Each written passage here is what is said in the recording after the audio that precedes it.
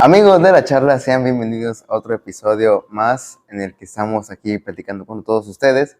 Y bueno, el día de hoy nos encontramos con, él es Ricardo Cañas Montalvo, él es el director general del Museo de la Ciudad y Puerto de Veracruz, México, el museo más importante del estado de Veracruz. Y él nos acompaña aquí para charlar un poco sobre la historia de México, sobre la historia de Veracruz y más bien sobre también su vida. Le damos la bienvenida hoy a Ricardo Cañas Montalvo. Gracias, muchas gracias. Qué gusto saludarte. Estamos con todo gusto.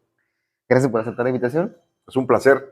Es el director general del Museo de la Ciudad Sí, de el Veracruz. Museo de la Ciudad de Veracruz, Coronel Manuel Gutiérrez Zamora. Este es un museo muy bonito que originalmente se construyó una parte de él en el siglo XVIII, 1775, y fue una maestranza militar.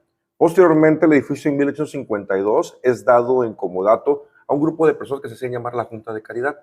Y ellos lo pidieron al ayuntamiento porque esa Junta de Caridad estaba presidida por don Ildefonso Ricardo Cardeña, don Manuel Gutiérrez Zamora, y lo que querían toda esa gente era que darle protección a la población desvalida de Veracruz, niños huérfanos, ancianos abandonados y personas dementes que andaban circulando por las calles, ¿no? Vivían en la calle. Entonces el ayuntamiento se los da y ellos con recursos propios lo terminaron de construir, ya hacía 2 plantas y todo, y finalmente quedó terminado en 1860, pero pues bueno, ¿qué crees que pasó ese año? Se murió Manuel Gutiérrez Zamora, que fue el que inclusive más le invirtió de su propio dinero al proyecto y no lo dio terminado. Por eso en honor su nombre, ¿no? Exactamente, okay. En honor a él se llama así prácticamente el edificio. Y fíjate, qué bueno que se murió de disentería, porque se hubiera muerto de coraje. ¿Sabes por qué? ¿Por qué? Porque al siguiente año llegó la invasión de la Triple Alianza, Francia, España e Inglaterra, aquí a Veracruz, y el edificio, en lugar de abrirlo como hospicio, fue utilizado por las tropas francesas como hospital. Entonces se hubiera muerto del coraje de ver esa obra, pues ahora sí ocupada por extranjeros, ¿no? Sí. Y bueno, pues finalmente ya el día 12 de diciembre de 1870 ya abre sus puertas el edificio como el hospicio de la ciudad con el nombre de Manuel Gutiérrez Zamora.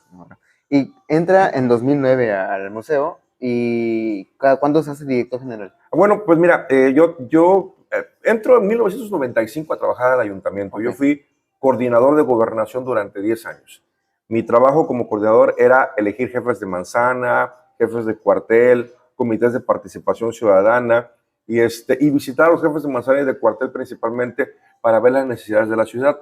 Esto me hizo conocer la ciudad de cabo a rabo, conocer gente de todas las colonias, inclusive personajes muy importantes de aquella época que eran jefes de manzana. El jefe de manzana es como una especie de federatario público que reporta al ayuntamiento las fallas que pueda haber de los servicios municipales, pero también da fe, otorgada constancias a sus vecinos, como la constancia, por ejemplo, de identidad, la constancia de buena conducta, la constancia de residencia. Entonces, yo visitaba a los jefes de manzana y la verdad es que fue una experiencia súper bonita.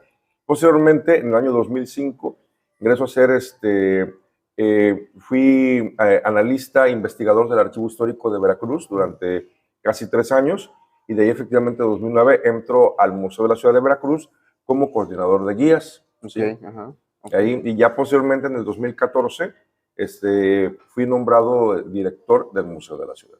Y ya lleva un buen de rato ahí. Ya, pues ya estamos hablando de 10 años, sí. Un decenio completo ya. Y pasan generaciones de alcaldes y todos políticos desfilando, y no hay ninguno que lo quite, por decirlo así, ¿no? O sea, bueno, mira, eso es el cargo en cualquier momento, por supuesto, pues sí, bueno, ya no, yo afortunadamente soy sindicalizado, pertenezco al sindicato de empleados municipales. Entonces yo por ahí, el día que otra persona llegue a ser director, que lo mencionen, no hay ningún problema. Yo soy de los que tengo el remo en la mano, y quien esté, por supuesto, remaremos para que la lancha siempre vaya para adelante. Para adelante. ¿Cómo hace una persona para aprenderse tantos acontecimientos y fechas en la memoria y que no se les olvide o que no se vaya por un lado? A veces se olvidan, todos los seres humanos tenemos errores, ¿no? Mira, es algo de cuestiones de la pasión y lo traes en los genes, ¿no? Por ejemplo, tú, lo traes en tus genes con tu papá, o sea, te gusta el periodismo, ese tipo de cosas, entonces, y también eres un experto en lo que haces, ¿no? Bueno, pues cada quien más o menos en lo suyo. Yo desde chavito, fíjate que a mí siempre me gustó la historia, siempre. Por ejemplo, yo soy hijo de una pareja que a la vez eran los hijos menores los hermanos menores de su Ajá. familia. Entonces yo tenía pura familia grande de edad y en las fiestas escuchaba yo música de los años 30, de los años 40, de los años 50, y aparte empezaban a hablar de la muralla, de personajes, de los tranvías, de Villa del Mar y de las 4 veces heroica, y yo, wow, o sea, me gustaba. En la casa de ustedes siempre llegaba uno de los periódicos de la ciudad, porque ahorita es el más antiguo de México. El dictamen. El dictamen, exactamente, llegaba. Y los domingos eh, sacaba don José Pérez de León, que fue rey del carnaval en 1953, de Popocha, una nota muy bonita, una sección que se llama Remate Dominical. Entonces, hacían como una especie de pasquín al final, nada más el domingo, el esquif, traía muchas cosas interesantes. Entre ellas estaba el remate dominical, que es una fotografía, de hecho se ponía en un muy buen formato, casi todo el ancho de lo de la plana, y abajo una descripción. Y claro que José Pérez de León, no hombre, por Dios santo, el embajador de oro de los veracruzanos de la vieja guardia. La descripción era excelente. Entonces, la neta, a mí eso me enamoró más todavía. Ajá. Aparte, hago mi kinder. Todo eso influye en tu vida. Todo eso influye. Fui un niño muy feliz. Tener una infancia feliz es algo muy importante. Entonces fui a un kinder maravilloso, el Jardín de Niños número 1, ¿sí? Donde me tocó como mi primera maestra, nada menos y nada más que la hermana de un cronista de la ciudad, Margarito Salazar Páez, ¿no? Okay. Y luego desde el último salón del Jardín de Niños número 1, vi por primera vez el Baluarte de Santiago. Entonces yo quedé sorprendido, tenía 4 años de edad, pero lo recuerdo, de ver ese edificio oscuro, negro, ennegrecido por el moho y los años y los cañones, ¿no? Nunca lo había visto. Y me llamó mucho la atención y poquito tiempo después mi mamá me llevó a conocer el interior del Baluarte de Santiago, que estaba recién abierto en esa época, ¿sí? Reabierto. Entonces, fue muy maravilloso para mí. Y luego entró a la primaria, una escuela, imagínate, histórica, la Cantonal. Sí. Con maestros de la vieja guardia, ¿no? O sea, Sí. entonces era hermoso. El director nos hablaba acerca de la historia de la escuela, de cómo fue heroica en 1914 con los maestros de ahí, los edificios de alrededor, la fábrica de puros La Prueba, el callejón de Líbranos Señor, el portal de San Javier, donde había caído gravemente herido Jorge Alacio Pérez en 1914. En fin, yo estaba rodeado de historia, rodeado de historia. Entonces me fui conjugando con ella y yo cuando cumplí 8 años de edad, en segundo de primaria, mi mamá me regaló mi primer libro de historia que hasta el día de hoy conservo, precisamente de José Pérez de León, se llama Estampas del Veracruz Antiguo, ¿sí? Y entonces el libro, en su gran mayoría, digamos el 90% son fotografías, ¿sí? El nombre lo dice, no estampas. Y entonces los niños somos muy visuales, sí, muy visuales, más que leer nos gusta ver. Entonces, bueno, a mí me gustaba ya la lectura desde esa época, pero más sobre todo la vista. Entonces yo fui conociendo el Veracruz antiguo de esa forma. Entonces finalmente, la verdad que yo quedé enamoradísimo de Veracruz, y pues lo llevé siempre en la sangre, ¿no? Cuando estuve en secundaria y luego entré a bachillerato, fui director del periódico del bachillerato, ¿sí? De la prepa, en donde yo estuve, entré primero a Bachilleres Nocturna Oficial A, y luego posteriormente estuve en Bachilleres Diurna. Entonces, en Bachilleres Nocturna fui director del periódico escolar. Lo hacíamos ahí en la escuela. ¿Te acuerdas que los antiguos, pues no los conociste, tú estás muy chiquito, pero los mimeógrafos, ¿sí? Ahí hacíamos el periódico, ¿no? Íbamos a la Gestetner, se hacía, por ejemplo, en una máquina de escribir, en un papel con cera, así es todo el periódico, ¿no? Sin errores, sin falta de ortografía. Y vas a la Gestetner, ahí lo hacían ya para posteriormente meterlo en el mimeógrafo. Había que ponerle la tinta y ahí darle vueltas y ir saliendo el periódico, ya lo vendías, ¿no? Pero yo tenía mi nota era de historia. Sí, ya desde los 17 años ya me gustaba escribir acerca de la historia. Empezando Sí, así es. Y bueno, cuando entro al ayuntamiento, bueno, yo estudio la carrera de Derecho, yo quería estudiar historia, pero no había en Veracruz. Mi mamá se encontraba enferma, lamentablemente de cáncer, nada más mi mamá y yo. Y lamentablemente mi mamá fallece en 1992, yo tenía 19 años de edad, y no pude terminar mi carrera de Derecho, continué todavía un poco más, pero bueno, no pude sostenerla, el trabajo no me permitió, o sea, de algún modo en tiempo sí me permitía, pero yo me quedaba dormido, y Sí, luego para estudiar, Derecho es mucho que leer, sí, o trabajaba yo prácticamente como editor, y donde viví, pues tenía yo la obligación de retribuir económicamente, ¿no? claro. Entonces, en fin, no pude terminar mi carrera, pero bueno, en el año 95 entro al Ayuntamiento de Veracruz a trabajar, conozco a toda esta gente, ¿no? Imagínate, un hombre que tiene que ver mucho con el periodismo de Veracruz, fue jefe de Manzana y me tocó atenderlo, don José Luis Volado Ya, Gómez. sí. Inclusive en la Facultad de Periodismo de la Universidad Veracruzana había un salón que lleva su nombre, me parece Sí, que es el todavía, de todavía hay. fotografía, Sí, exacto. Imagínate, lo atendía él, ¿sí? sí. Y con él experiencias de platicar y todo. Y a la vuelta de su casa vivía don Alfonso Palacios Lozano, que había sido diputado, había sido, fíjate bien, primero fue secretario general del Sindicato de Constructores en Veracruz.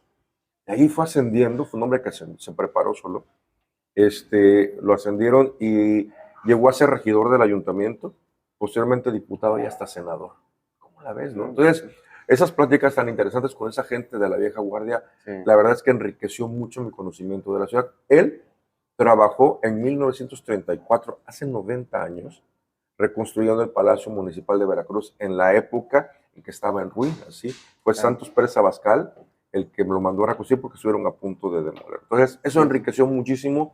Pues ya lo traes en la sangre, ya traes siempre un gen por ahí predestinado a lo que te vas a dedicar en la vida. Creo que Veracruz es un lugar muy rico en historia. Bastante. Todo nuestro Es país, ¿eh? la puerta de México al mundo, Así es, como se eso le sí es dice. cierto, así es. Y bueno, por eso mismo quiero comenzar a hablar un poquito sobre historia, sobre Ujú. historia del puerto y cómo entramos a ser la puerta de México al mundo. Si pudiera describir un momento más significativo en la historia de Veracruz, ¿cuál sería?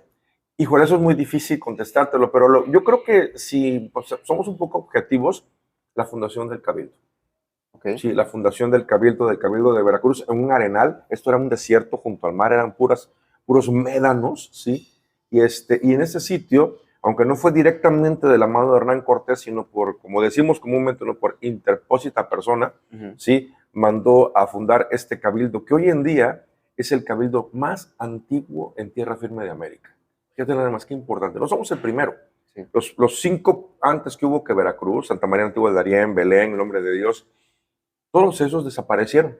Y el único que pudo sobrevivir de esos primeros seis Veracruz. es Veracruz. O sea, Veracruz es el cabildo más antiguo en tierra firme de América. Por ahí sí que es el primer municipio en América, No, el más antiguo. más El antiguo. primero fue Belén, fundado por Cristóbal Colón, Ok, en una región entre Panamá y Colombia. Luego fue Santa María la Antigua del Darién. Hubo otros más, fueron 5 en total, antes de Veracruz. Entonces, como no hay rastros de ellos, o sea, me refiero a que tú vas al sitio y, además, ni siquiera vas a encontrar el sitio exacto donde estuvieron.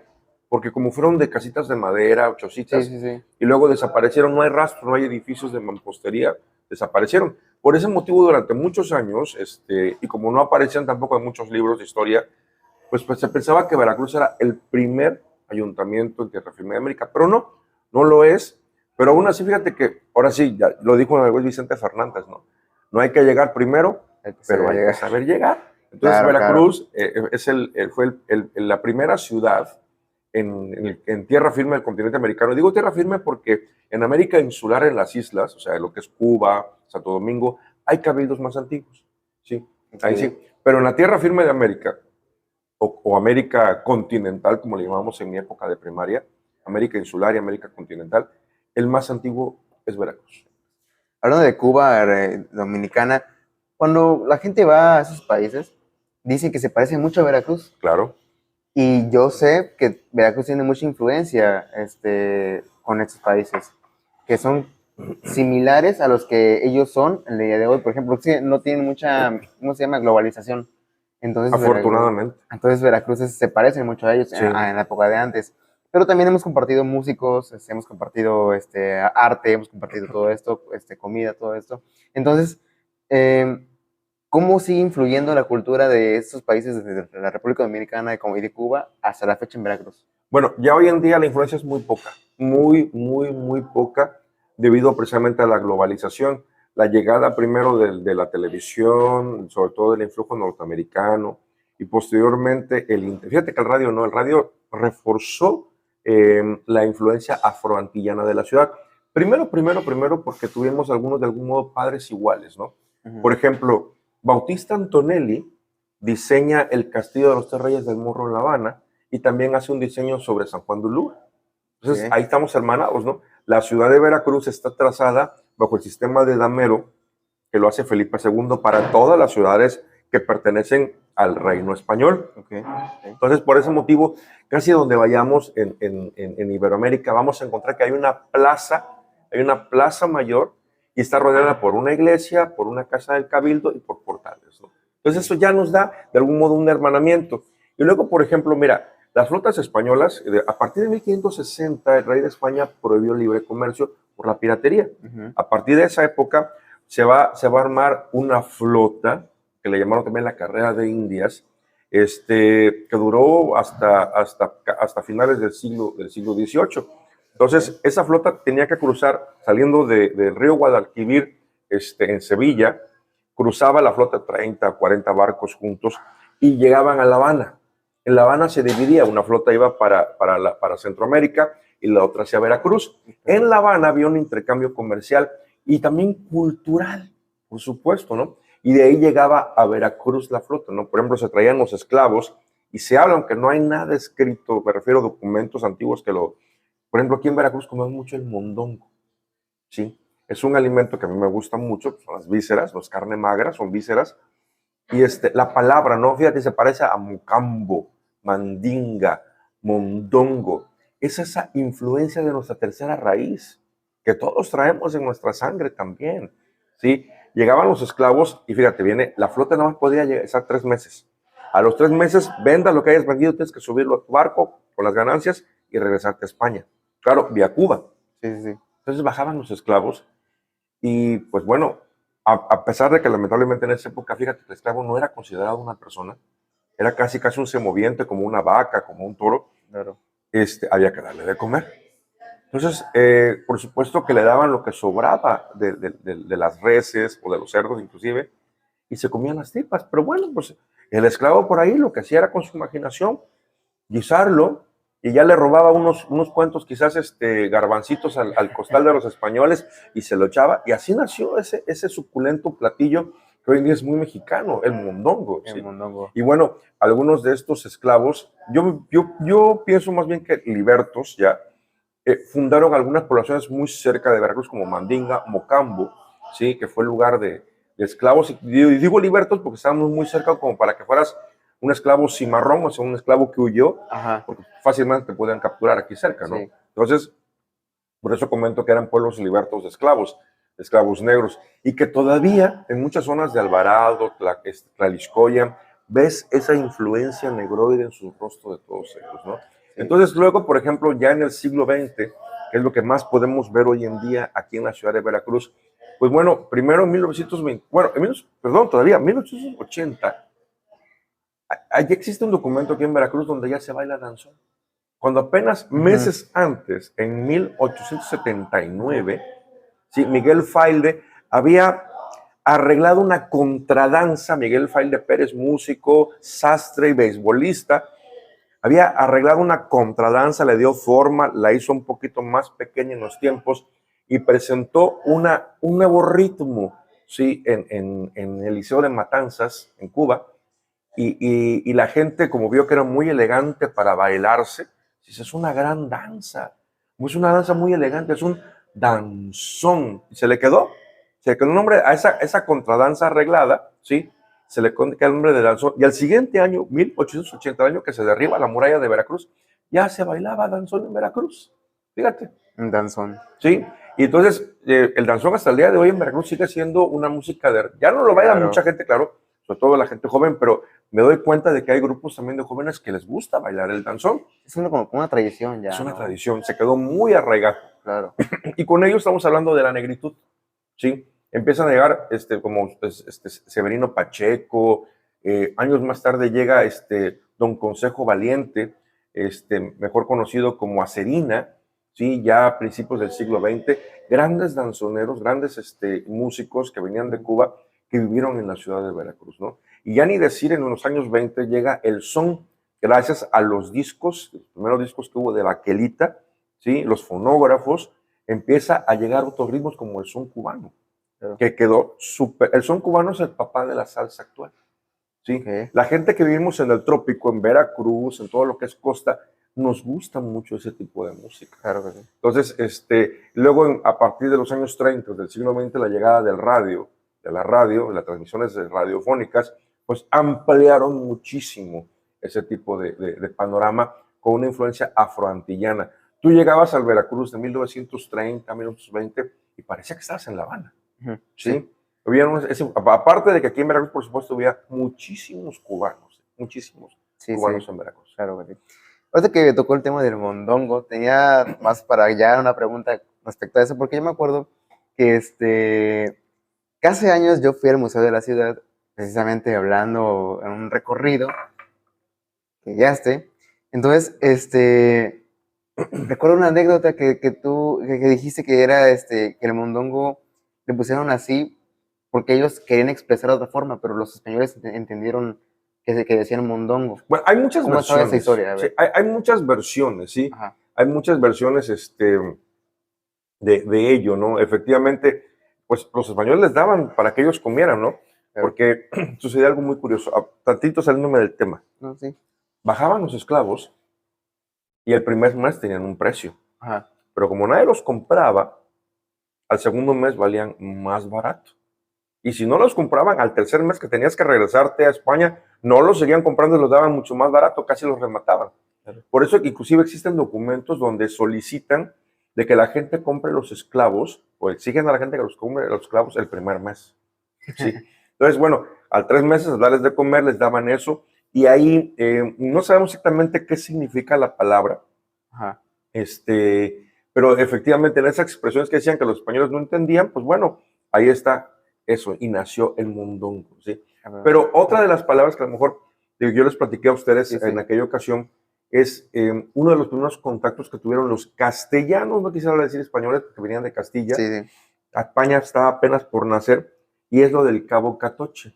A lo mejor por ahí también va el asunto. Tal vez. Cuando los españoles llegan en la primera expedición española a la península de Yucatán en 1517, con Francisco Hernández de Córdoba, llegaron a esa puntita de la península de Yucatán, ¿sí?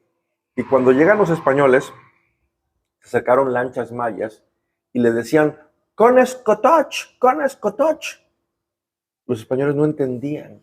¿Qué dice? ¿Qué anda diciendo? Dice algo de catoche, algo así. Y ahí nació el nombre de Cabo Catoche. Con escotoch, esta frase en maya significa, ven a mi casa. Obvio, los españoles no entendieron. Pero las señas es un lenguaje universal, ¿no? Entonces, claro. Ellos les sonreían y les hacían así, ¿no? O sea, con las manos les hacían que hacia acá, ¿no? Ajá. Entonces creyeron que era una invitación, se bajaron, de hecho lo era, pero era una traición. Cuando entran a esa parte de la península de Yucatán, los mayas dan un grito de alerta y los atacan. Pues prácticamente fue un ataque sorpresa, ¿no? Una emboscada. Una emboscada, exactamente. Y a partir de ahí se va a llevar a ese lugar el Cabo Catoche. Aquí en Veracruz, en el Infonavit Las Brisas, existe una calle con ese nombre, Cabo Catoche. Vamos a pasar a es una pequeña dinámica donde voy a mencionar con una frase, una oración, y me vas a decir la historia o la anécdota de lo que viene. El pirata Lorencillo y los robos en la Veracruz amurallada. Bueno, el pirata Lorencillo.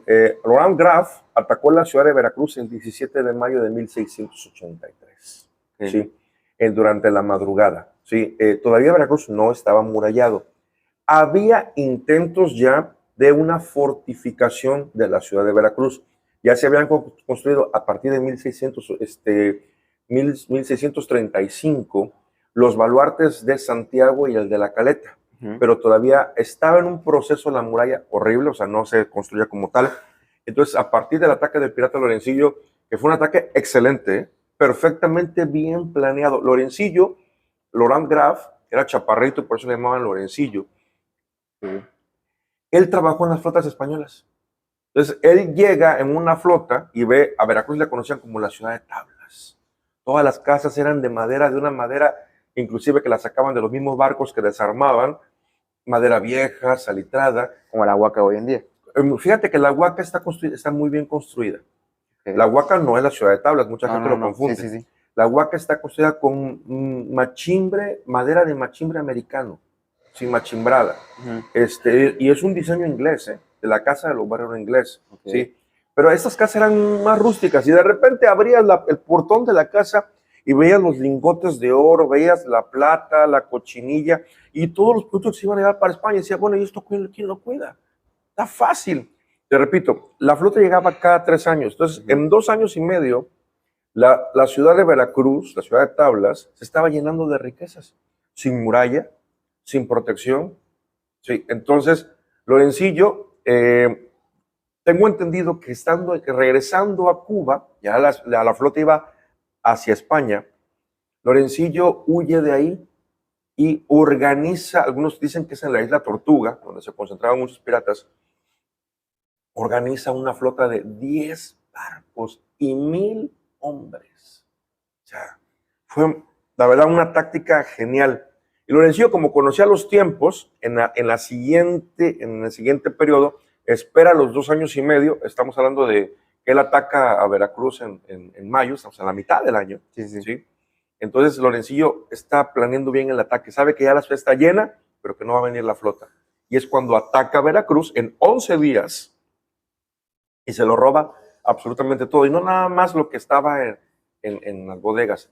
También Lorencillo sabía que a los ricos tenían escondido su propio dinero, el dinero o riquezas que no se iban a ir en la flota. Claro. Secuestró a los más ricos de la ciudad, se los llevó a la isla de sacrificios y allí pidió rescate por ellos y todavía tuvieron que desenterrar lo que tenían y dárselo a él. O sea, fue un ataque excelente el que hizo Lorencillo. Por ese motivo se va prácticamente a reiniciar de una forma todavía más fuerte la fortificación de Veracruz, que todavía tardó 100 años en terminarse.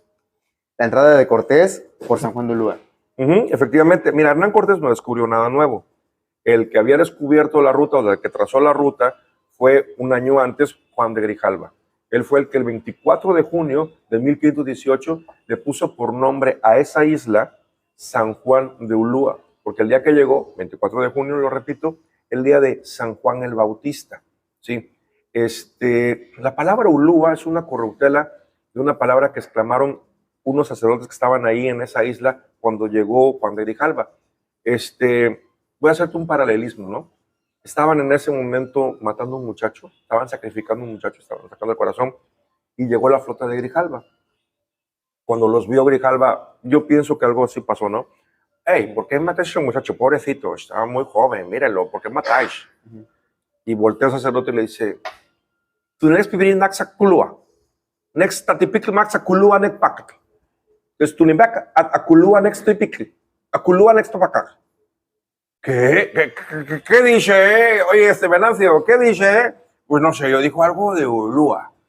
No dijeron Ulúa, dijeron a Kulúa, ¿no? Ajá. Estaban refiriendo que desde el reino de Kulúa, ¿sí? Desde ese señorío, claro, bajaban a esa isla a hacer el sacrificio humano. Fíjate nada más. Sí. Entonces ahí nació el nombre, ¿no? San Juan de Ulúa, por la palabra que no entendieron. Esa isla es la clave por la cual Veracruz está aquí. Aquí Veracruz no estuviera si no estuviera ahí enfrente de San Juan de Ulúa. Claro. Porque San Juan de Ulúa es una isla que la parte que mira hacia tierra firme, o sea, donde está la ciudad de Veracruz, ajá, ¿qué crees? Tiene fondo.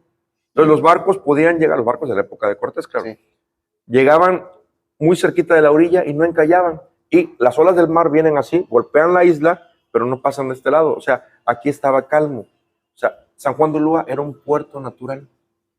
Natural. Entonces, lo dejó Grijalva bien apuntado. Y al siguiente año Hernán Cortés llegó en ese punto, aquí dejó sus naves. Ese fue la noche del jueves santo de la cena, 21 de abril de 1519. Y al siguiente día, viernes santo de la cruz, 22 de abril, Hernán Cortés desembarcó y semanas más tarde fundó el Cabildo de Veracruz. Y precisamente a eso, la fundación de Veracruz, se llama la Villa Rica de la Veracruz. Así es. Mira, como desembarca el Viernes Santo de la Cruz, Hernán Cortés, bueno, para empezar, Hernán Cortés, ¿a qué vino? ¿Vino a fundar? No. ¿Vino a colonizar? No. Hernán Cortés lo mandó el gobernador de Cuba, Diego Velázquez de Cuéllar, a un mandado, a buscar riquezas. Punto. No tenía instrucción de fundar nada. Hernán Cortés llega.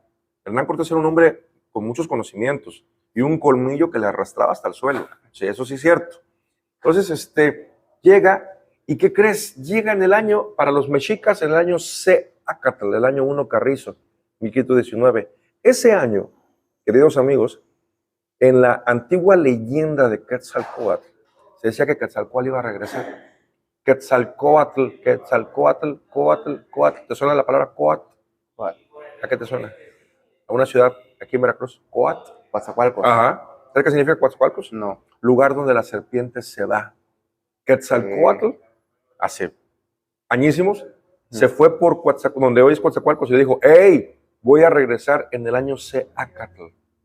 ¿Ok? 1519. Ajá. Sí, entonces, cuando llega Hernán Cortés, que se había enfrentado con el cacique de Tapscop en la batalla de Centla, ahí en lo que hoy es Tabasco, el cacique de Tapscop le manda información al emperador Moctezuma de que hay unos hombres que vienen sobre unas cúes, blancos y barbados, y vienen de donde sale el sol, ¿no? Entonces, que Moctezuma, maravillado, manda a traer a sus sabios, ¿no? ¿Quiénes son estos hombres? Dicen, es que es Quetzalcóatl, que viene de regreso. Entonces le van a dar un recibimiento de Dios, pero con miedo. Claro. Moctezuma le manda riquezas, imagínate, un sol de oro del tamaño de la rueda de una carreta, una luna de plata de ese tamaño y un montón de cosas más, ¿no? Y por supuesto alimentos. Entonces, Cortés lo recibe, pero le manda a decir Moctezuma o sea, recíbelo, pero aquí te quedas en la playa, no avanzas, ¿no? Porque tiene miedo. Y lo recibe y queda maravillado. Aparte de eso, desde un año antes, desde la época de Grijalva, si me metes a abrir un mes con muy poca nubosidad, con mucho calor, allá al fondo ve Hernán Cortés, y Grijalva también vio el pico de Orizaba. A ver, porque todavía hasta Grijalva pensaban que esto era una isla, como Cuba. Claro. Entonces dice, qué isla tan grandota, no le damos toda la vuelta, ¿no?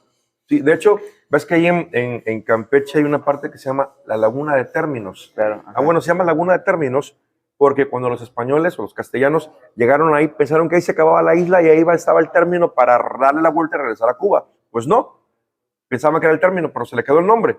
Términos, Laguna de Términos, ¿no? Y continuaron navegando al Golfo de México. Pues como no era, dice Cortés, a ver, el montón de riquezas. Allá al fondo, aquí es una playa con calor, es pura arena, y allá al fondo veo un volcán con nieve. Esto no es una isla.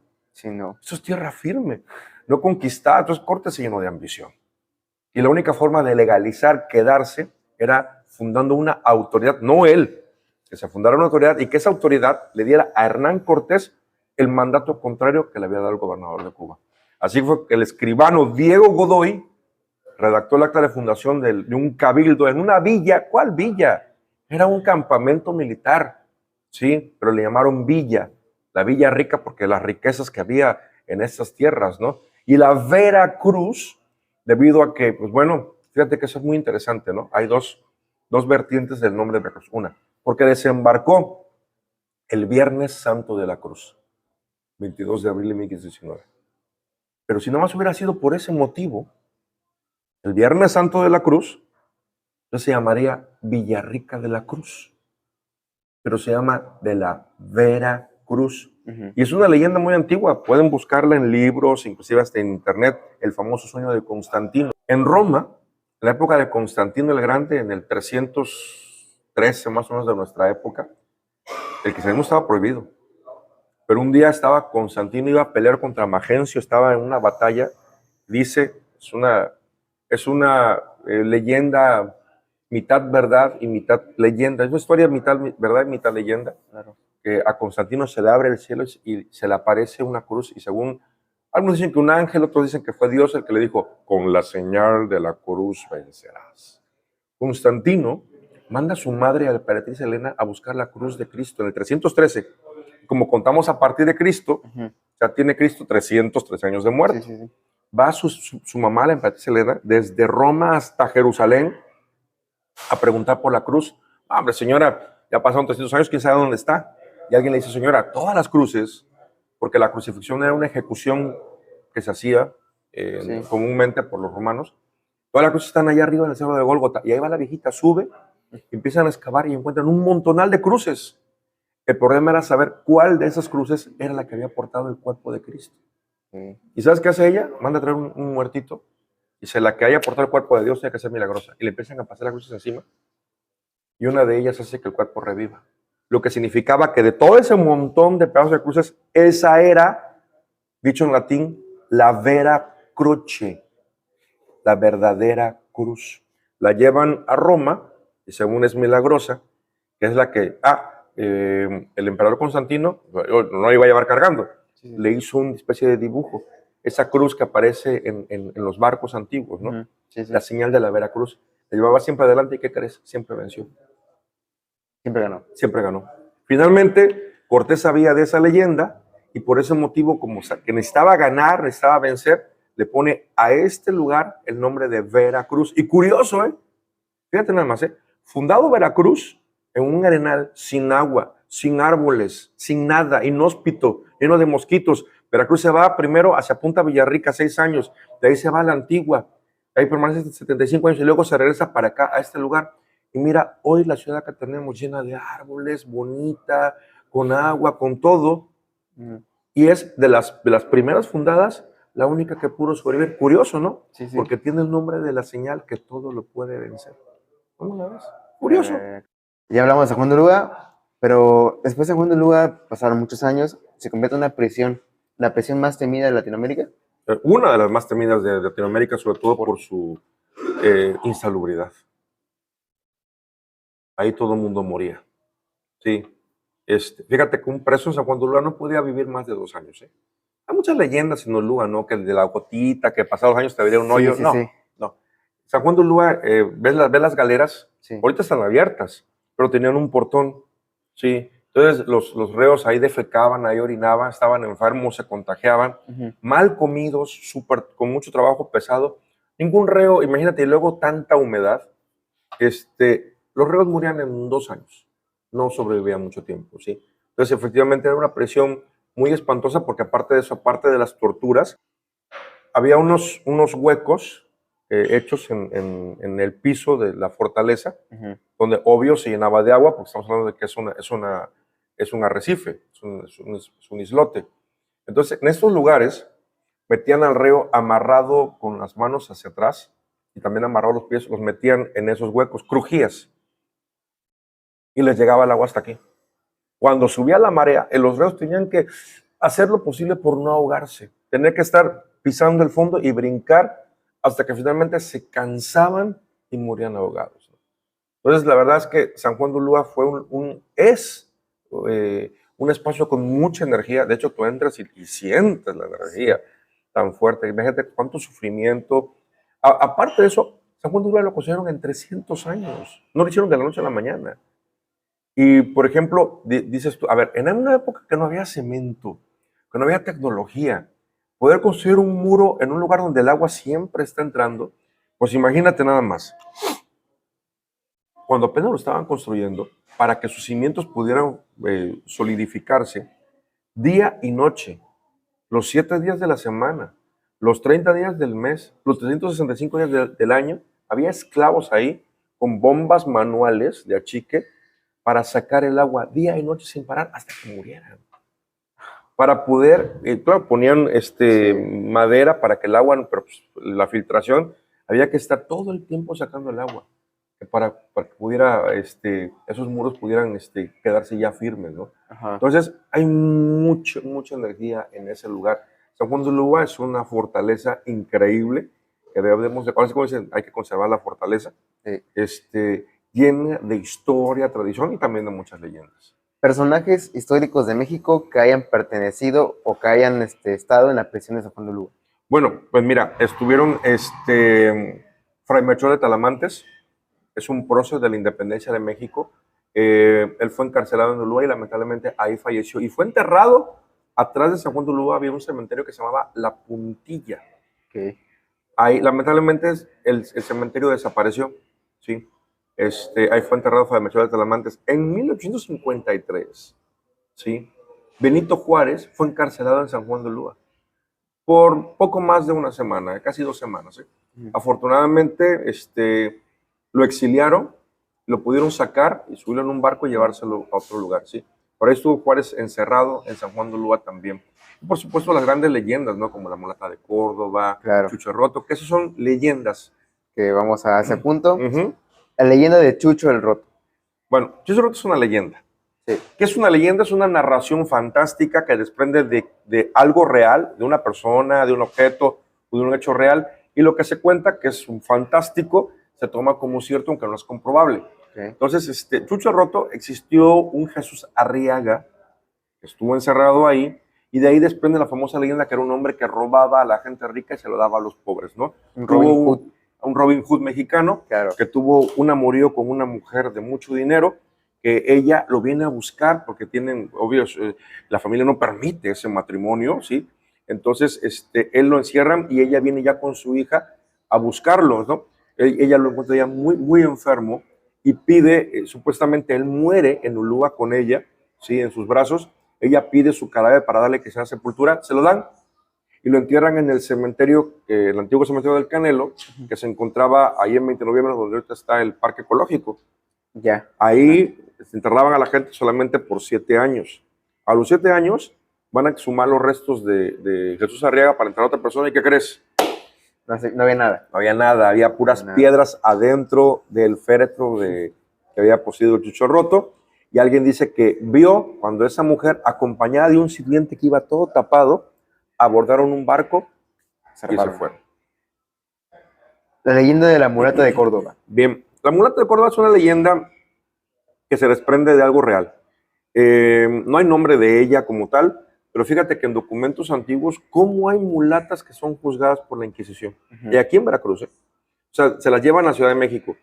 Se habla de una mujer que vivía en la región de Córdoba, Orizaba, por esa zona, y que era yerbera, era una curandera.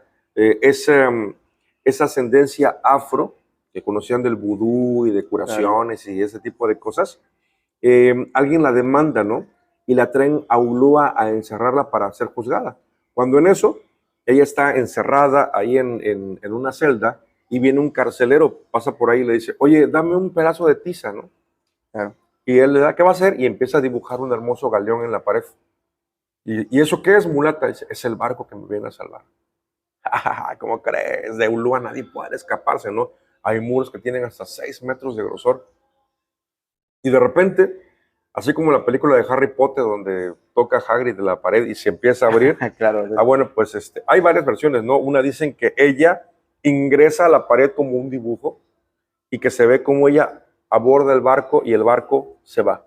La otra versión es que terminando de dibujarlo, se abre la pared así mágicamente y se ve el mar y está el galeón.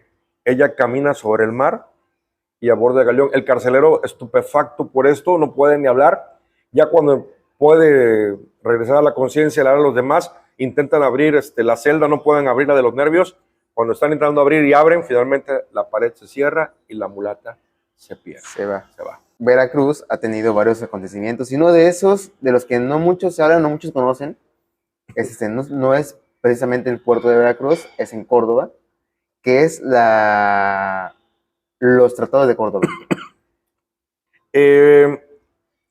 Se promulgó en 1812 la Constitución de Cádiz, la famosa PEPA, alemán PEPA, porque es el día de San José. La Constitución de Cádiz era liberal y a partir de allí el representante del rey en la Nueva España ya no se va a llamar virrey, se va a llamar únicamente, era jefe político, capitán general y jefe político superior de la Nueva España. Y ese fue Juan O'Donoghue, el último. La guerra ya estaba prácticamente ganada. Juan O'Donoghue llega a Veracruz, creo que el 6 de agosto de 1821. Y bueno, ¿qué crees? Ya lo reciben aquí del Palacio Municipal y todo, pero ya prácticamente eso está perdido. O'Donoghue ordena a los soldados españoles que ya se retiren, que se regresen a Cuba, que Cuba sigue siendo de la corona española. Y saliendo aquí por Independencia, llegando a lo que es la calle de Ignacio López Rayón, ahí estaba la Puerta de la Merced, y enfrente donde está el Parque Zamora era la Alameda. Ahí estaba el ejército con Santa Ana. Y ahora estaba esperando Santa Ana. Lo lleva Santa Ana a Juan O'Donoghue, el jefe político de la Nueva España, y en Córdoba se entrevista con don Agustín de Iturbide, y finalmente allí, o sea, al ver que eso había perdido, Ya todo. van a firmar los famosos tratados de Córdoba, que pues estaban prácticamente el famoso plan de Iguala, si no quiero equivocarme, el plan de Iguala, nada más lo reafirmaban con unos cuantos puntos más, eso era todo, ¿no? Okay. Se firma y finalmente ya con eso queda la independencia de México, así efectivamente. Okay. Lo hacen también, es el 24 de agosto, si no mal recuerdo de la fecha, de 1521, sí, cuando se firman los tratados de Córdoba aquí. La más reafirmaba lo del plan de Iguala, y lo único que había una clausulitita más por ahí, nada más, de que en los tratados de Córdoba, el plan de Iguala, como había sido España invadida por Francia, y el rey, que era se me olvidó el nombre del rey de España en esa época, lo habían quitado, habían puesto a José Bonaparte, el hermano de Napoleón, lo habían quitado y puesto a su hermano. Entonces se hace la guerra de independencia, que en un principio fue como que para apoyar al rey, ¿sí? A Fernando VII, ¿sí? Okay. Decían en los antiguos documentos que viniera a gobernar acá Fernando VII. Si no era Fernando VII, que fuera un familiar de Fernando VII. Y ya en el Tratado de Córdoba dice, si no es ninguno de ellos, que sea un novohispano o mexicano el que gobierne. Y es el que da la pauta para que ese emperador sea Agustín de Iturbide. Ah, claro, O'Donoghue amarró su huesito, ¿eh? Sí. O sea, como ya no se iba a poder regresar a España, o sea, imagínate regresar, ¿no? ¿Qué crees? Perdimos la Nueva España, ¿no? Pues le iban a castigar. Ya lo firmé. ¿Y qué crees? O'Donoghue, al no ser virrey, O'Donoghue no tenía facultades para firmar el Tratado de Córdoba. No las tenía. Por eso es que España no reconoció durante muchos años la independencia de México. Claro. Guerra de los Pasteles. Ah, sí, 1838, considerada la segunda vez heroica Veracruz, que fue efectivamente, erróneamente, bueno, comúnmente le llamaron la Guerra de los Pasteles, pero era desde que nace México empieza a pedir dinero al extranjero. Sí, así ya. Hasta la fecha. Hablando de forma coloquial, sí. Entonces no se pagaba. Entonces, ahí donde está el Zócalo de la Ciudad de México, había un mercado que se llamaba El Parián. Unos dicen que estaba ahí, otros que en otro lugar había una pastelería, una panadería de un pastelero francés que se apellidaba Remontel. Sí. No se pronuncia francés, perdóname. Entonces, hubo una trifulca con el ejército mexicano y personas, y afectaron la panadería de Remontel, se rompió los cristales, cayeron los panes al suelo, y Remontel hizo una lista del recuento de los daños de su pastelería. Algunos autores manejan que él puso que 70,000 pesos, otros que 7,000. Bueno, la cosa es que la suma era exagerada, que con ese dinero se podía comprar como 4 pastelerías completas. Sí. Entonces, esa suma, Remontel lo manda al gobierno de Francia para que se sume en la deuda que ya tenía México. Por ese motivo, a esa guerra le llamaron la Guerra de los Pasteles, que se invadió la ciudad de Veracruz, bombardearon la ciudad de Veracruz, Veracruz resistió de forma valiente y heroica hasta el último momento en que no pudo más. Cuando doy esas pláticas en las escuelas, muchos niños creen que ganamos la batalla, que por eso es que somos heroicos. Y cuando les digo que no ganamos, dices, ¿pero por qué somos heroicos entonces? Ah, bueno, lo que pasa es que heroico no significa ganar o perder, sino al contrario, que tú defiendes tu fe, tu casa, lo que tú quieres defender, y no te rajas, no huyes, a pesar de que ves que tu enemigo es más fuerte y más poderoso que tú. Entonces, eso sucedió con Veracruz. O sea, a pesar de que vieron que el enemigo venía muy bien armado, era más fuerte y más poderoso, la gente de Veracruz se quedó hasta el último aliento para defender la soberanía nacional. Veracruz, 4 veces heroica. Así es. La primera 1823, cuando el último reducto español que se había escondido en San Juan de Ulúa bombardea la ciudad de Veracruz. La bombardea y casi la hace añicos. Veracruz resiste. Posteriormente vendría la expulsión, pero la primera H se gana por sufrir el bombardeo de los españoles que estaban en Ulúa. La segunda, acabamos de hablar de ella, 1838 con la Guerra de los Pasteles. La tercera, 22 de marzo de 1847, con el plan expansionista, Estados Unidos llega a Veracruz, más de 100 barcos, y bombardean tanto por mar como por tierra la ciudad de Veracruz, ¿sí? Estuvo durante semanas en un constante bombardeo y casi la hacen añicos. Y la tercera, perdón, la cuarta, la cuarta, 1914, a partir del 20, los días de combate fue 21, 22 y 23 de abril de 1914. La invasión duró hasta el 23 de noviembre de ese año, ¿sí? Por ese motivo, a Veracruz se le conoció también como heroica. Y esta última, 1914, déjenme decirles que fue todavía algo más injusto, o digamos, podemos decir que la batalla fue entre militares norteamericanos, 7,000 marinos norteamericanos, contra alrededor de 300 y fracción 500 a lo mejor ciudadanos civiles que vivían en Veracruz. O sea, fueron muy pocos la intervención de los militares mexicanos en esa defensa. Hay que destacar. Así es. Fue el pueblo. Así es. Veracruz, capital de México. Así es, 2 ocasiones. La primera a partir del 4 de mayo de 1858, con la entrada de Benito Juárez.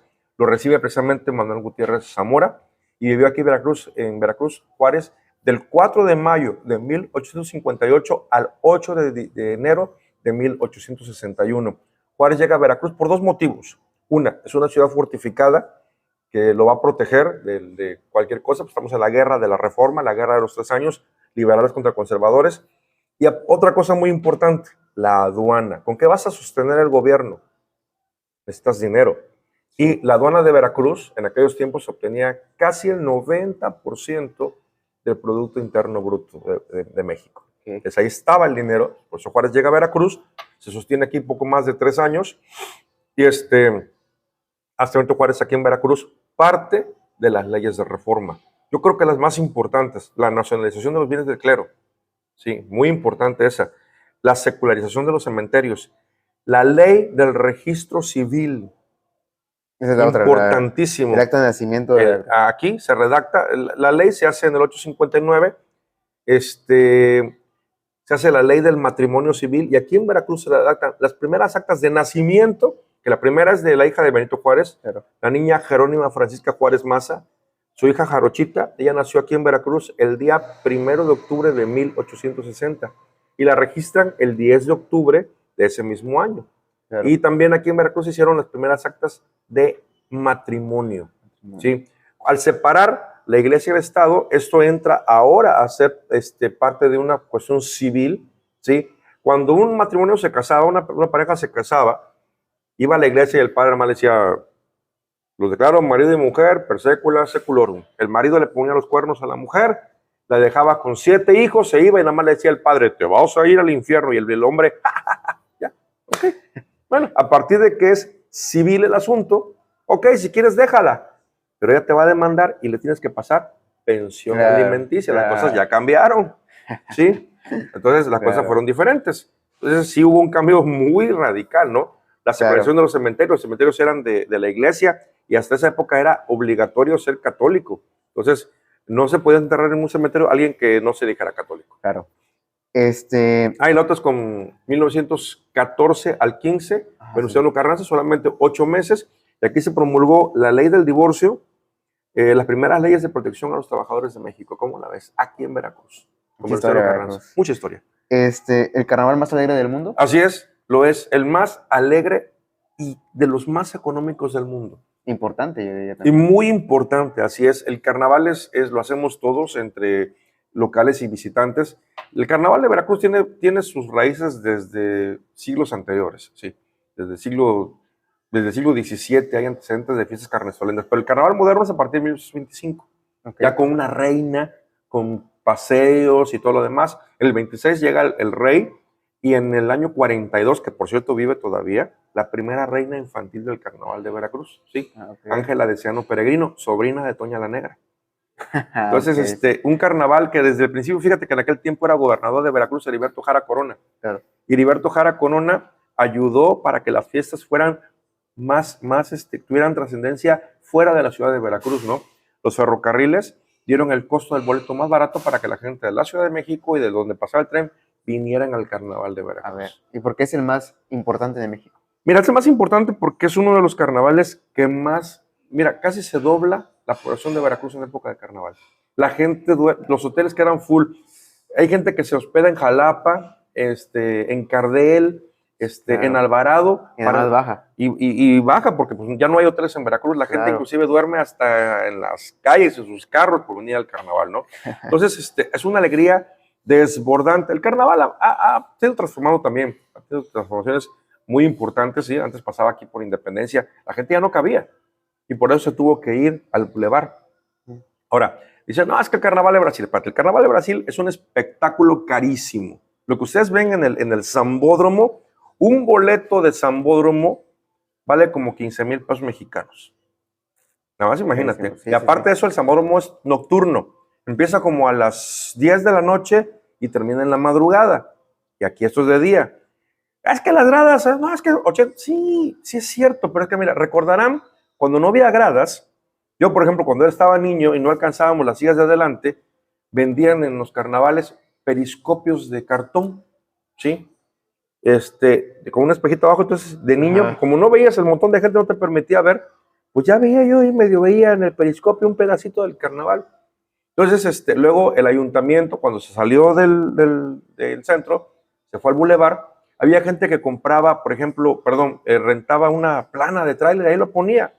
Y luego la gente hacía de madera como podía, hacía sus propias graditas o estrados, ¿no? Que luego se caían porque estaban, la gente baile, baile, y tras, iban para abajo, ¿no? Entonces, la gente ni veía bien los desfiles, era muy incómodo. Y finalmente el ayuntamiento, hace como 20 años, lo que hizo fue contratar esta compañía que trae las gradas. Hasta el día de hoy, jamás se ha caído una grada. Nunca, nunca, ¿sí? La gente baila, brinca, salta y todo arriba de una grada. Además, como son gradas, están en forma de auditorio, el de adelante no te tapa. Obvio, en este mundo todo cuesta. Todo cuesta. Y si comparamos el precio, el ayuntamiento lo que hace, ¿sí?, es tratar de dialogar con el gradero, le respeta el precio, pero por lo menos un día lo tiene que dar gratis. Claro. Sí. Claro. O sea, pensando en la economía familiar, sí, lamentablemente para que puedas ver bien el desfile, Sí. se tuvo que implementar esa acción, sí. Pero imagínate cuántos kilómetros son de bulevar. El Sambódromo creo que mide 800 metros nada más.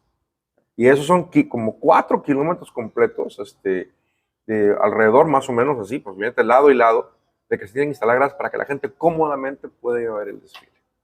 Lo demás lo hacemos nosotros, ¿eh? Disfrutar. Disfrutar o hacer daño. Eso somos nosotros, no es el gobierno, somos nosotros. La rama para terminar. La rama, una bonita tradición decembrina nacida en el Sotavento de Veracruz. La rama, no se sabe a dónde nació, ni quién la hizo, Okay. pero es en la región del Sotavento, y la convidamos a Tabasco, a Oaxaca, inclusive a Puebla. Okay. Se la convidamos. Okay. La rama originalmente nace como pretexto de continuar las fiestas relacionadas con la Navidad. Fíjate, empezamos primero con el 11 de diciembre con las mañanitas a la Virgen. El 12, los niños vestidos de inditos, ¿no? Del 16 al 24, las pastorelas y las posadas. Sí, sí, sí. Pero de repente del 25 al 6 de enero no había nada. Entonces en el Sotavento inventaron la rama. La rama hoy en día la sacamos en temporada de posadas, pero eso es erróneo. Sí, es erróneo.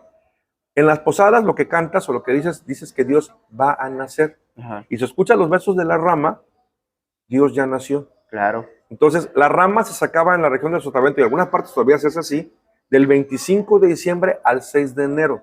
Pero aparte de eso, era un compromiso. De repente te encontraba, ¿qué hubo, Rodolfo? ¿Qué pasó, Ricardo? ¿Cómo estás? Oye, prepárate, Rodolfo, ¿eh? Te llevo la rama el sábado a las 7 de la noche. Ok, entonces ya Rodolfo estaba en su casa ahí, hacía los buñuelos, el arroz con canate, los toritos, y llegaba Ricardo Cañas con su pandilla a llevarle la rama. Por ese motivo, el primer verso de la rama dice, a las buenas noches, estamos aquí, aquí está la rama que te prometí. Ok. ¿sí? Ya te había avisado Ya antes te había avisado, que voy a acuérdate. ir. Y Ok. el aguinaldo consistía en el convite, sí, en lo que comías, no era dinero. Ujú. Entonces, escuchas, ¿no? Ábrame la puerta poquito a poquito, porque en esta casa hay un arbolito, en el arbolito está Santa Claus y en el nacimiento está el niño Dios. Está el niño Dios. Ya O había sea, nacido. porque Jesucristo nació el 24, ya en todas dice que ya nació, que habla de un pasado. ¿Sí? Entonces, ya luego cuando la rama llega a Veracruz, a finales del siglo XIX, ya llega en otra época, porque como ya la tenían comprometida en la época que debía de ser, se la traían la gente. ¿Por qué en Veracruz? Porque cuando se está construyendo el puerto de Veracruz en el 895 a 1902, mucha gente, la ciudad de Veracruz tiene demanda de mano de obra. ¿Sí? Entonces mucha gente de Tlacotalpan, Alvarado, Tlaliscoya, se vienen a vivir a Veracruz porque hay trabajo. Es cuando nace el actual barrio de La Huaca, porque ya había un caserío ahí. Claro, claro. Pero lo que tú ves ahorita, los terratenientes de esa época construyen esas casas para rentarlas, Ujú. porque está llegando un montón de gente.